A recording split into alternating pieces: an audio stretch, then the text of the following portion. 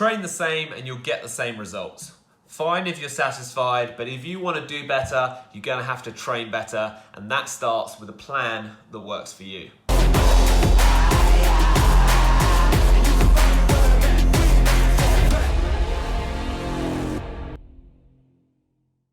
Woodsy workout, back with another video, fresh off of a slightly disappointing weekend. I didn't get to compete in the National Fitness Games. The day before we were set to go, one of our teammates went down with the old Rona, so bit of a bummer, we had to pull out, but I did really enjoy training for it. It was a nice change up from the training I've been doing before, and it gave me a chance to check in with some of the heavy lifting that I hadn't done in a while. And I also combined that with doing the fitness testing specific to Hyrox, which I discussed in my last video. So that gave me some baseline data to improve upon within my next training plan. And that's what I'm going to talk about today, how you can take the information from these fitness tests and also your previous race results and design a training program to build towards your next race or multiple races that you've got down for this year, and what you should be doing early on, and then how that changes as you peak towards the race that you want. So if we take a look at the Hyrox season, the first races don't actually start until sort of September. So you do have at least a little bit of time to build up to it. And this is the perfect time to be working on your weaknesses. You can put some of the urgent, more race-specific stuff aside for a moment and really dig into building your base. And so what I'll go through is like how to favor more endurance and running within your program, and then how to favor more strength and power. And then you can kind of blend the two to find a happy medium for yourself. So I'm basing my training on my previous race results, which I'll show for you here. And I'm using my tests as a baseline to see if I can improve upon those. So the fitness tests that I did, my results I'll put up, and if you want to know more about those and how they relate to the Hyrox, then go back and check my last video.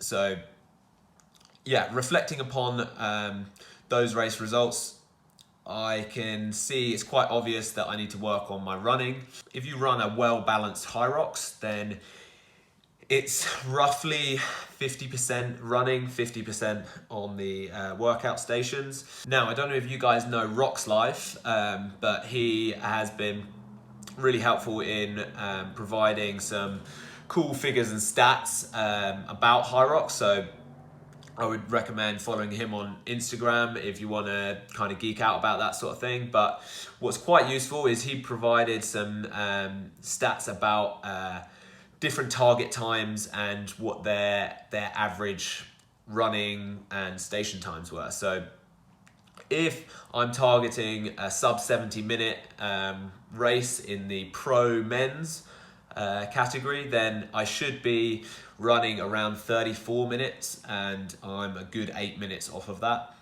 And then the time spent on the stations should be around 29 minutes, 29 and a half minutes, and I'm a good minute quicker than that. So it's quite obvious, shift my focus towards the running. But you can also see from those, from my race results, that towards the end of the race, I start to drop off, which would indicate that it's not just the running, but the cardiovascular endurance element that I also need to work on.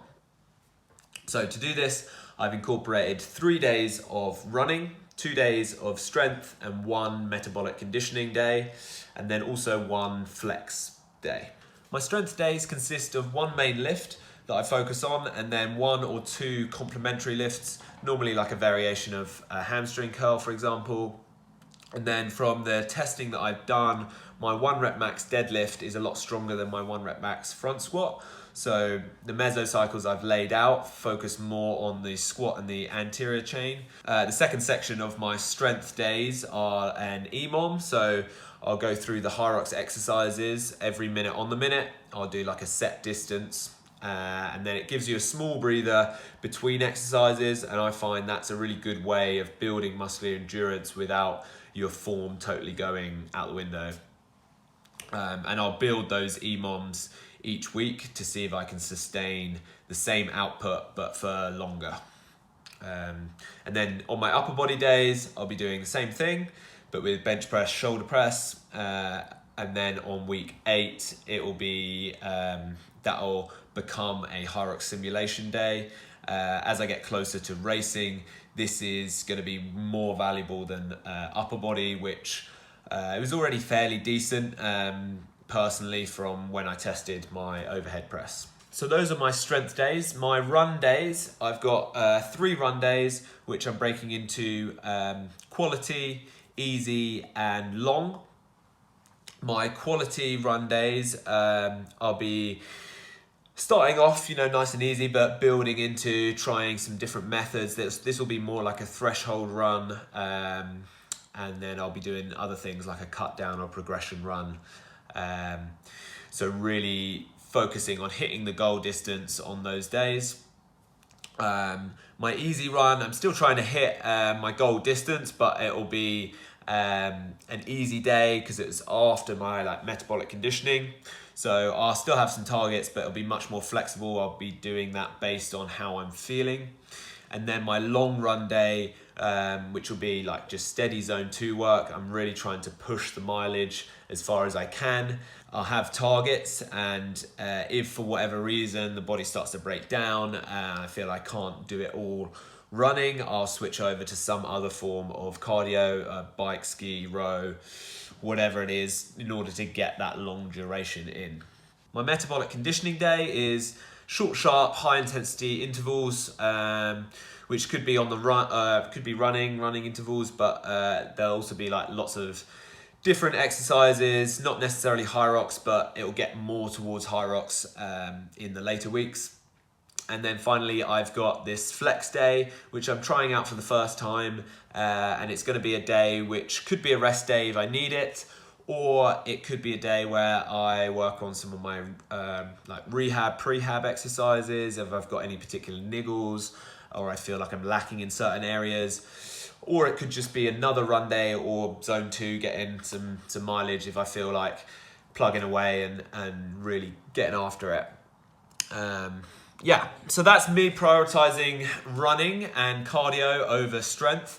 If you are a runner that wants to prioritize strength, what you can do is almost flip it. So instead of having 3 run days, 2 strength days, you can have 3 strength days, 2 days solely focused on running.